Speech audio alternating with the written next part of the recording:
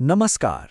चलिए आज चलते हैं भारत के ओडिशा राज्य में एक ऐसी रहस्यमय जगह की यात्रा पर जो आस्था और चमत्कारों का संगम है, जगन्नाथ पुरी। ये सिर्फ एक मंदिर नहीं है, बल्कि एक ऐसा रहस्य है जिसने सदियों से विज्ञान और विश्वास दोनों को ही चुनौती दी है। तो आइए इस सफर की शुरुआत उसी पारंपरिक अभिवादन से करते हैं जो वहां की हवा में गूंजता है, जय जगन्नाथ। ये सिर्फ एक नारा नहीं, बल्कि उस ब्रह्मांड के स्वामी के प्रति वो गहरी श्रद्धा है जिनके रहस्यों को हम आज समझने की एक कोशिश करने वाले हैं।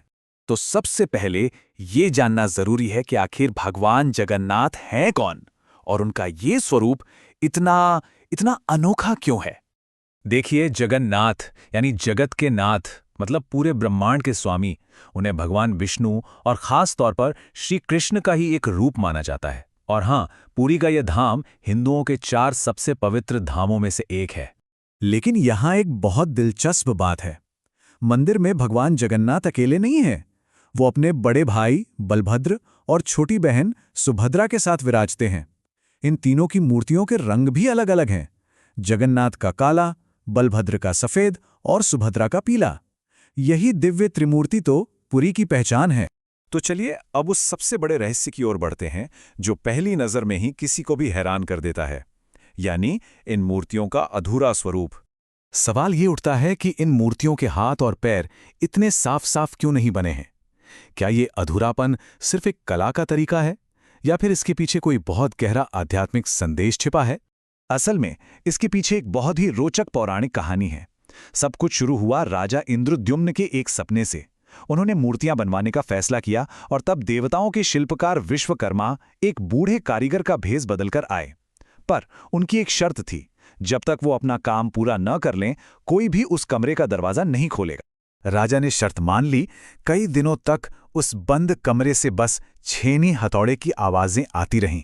पूरा राज्य बड़ी बेसब्री से इंतजार कर रहा था कि भगवान का कैसा अद्भुत स्वरूप तैयार हो रहा है।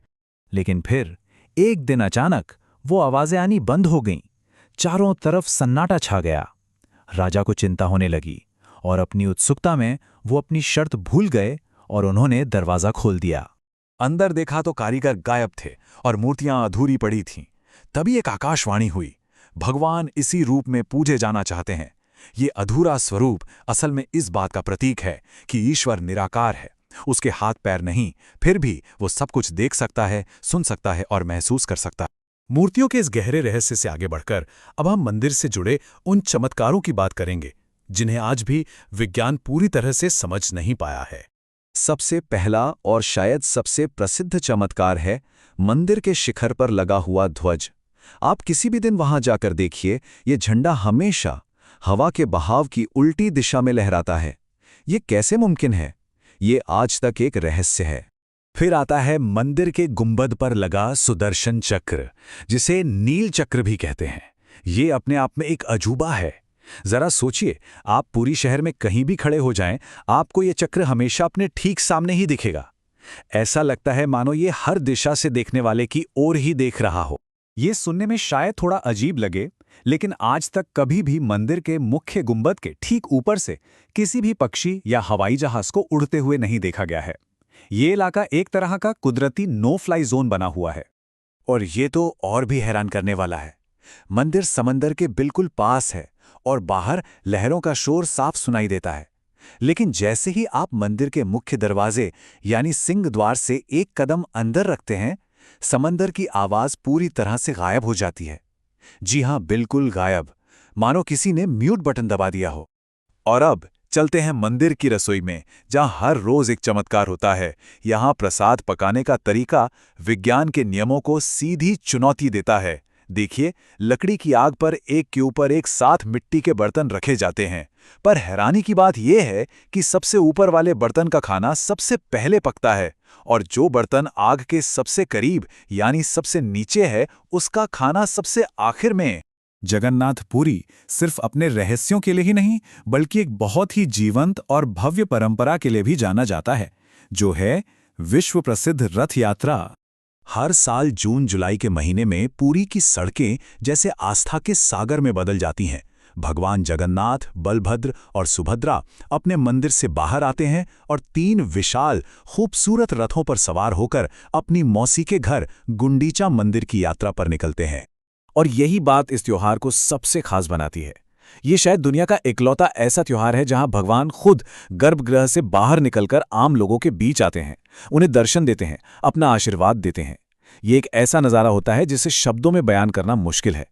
चलिए अब उस सबसे गोपनीय और रहस्यमयी अनुष्ठान की ओर बढ़ते हैं जिसके बारे में बहुत कम लोग जानते हैं, नवकलेवर यानी मूर्तियों का नवीनीकरण।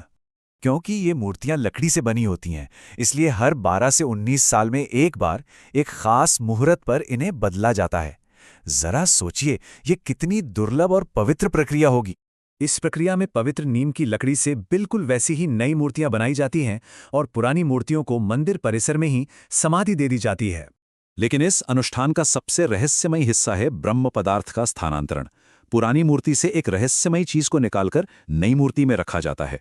यह प्रक्रिया इतनी ज्यादा गोपनीय होती है कि इसे करने वाले मुख्य पुजारी की आंखों पर भी पट्टी बांध दी जाती है ताकि वो खुद भी उसे देख ना सकें।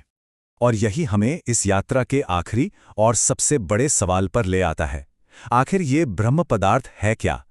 कुछ लोग इसे भगवान कृष्ण का हृदय बताते हैं, तो कुछ इसे कोई अलौकिक दिव्य वस्तु मानते हैं। इसका असली राज क्या है? ये आज भी जगन्नाथपुरी के सबसे गहरे रहस्यों में से एक है। एक ऐसा रहस्य जिसका जवाब शायद सिर्फ ब्रह्मांड के स्वामी के पास ही है।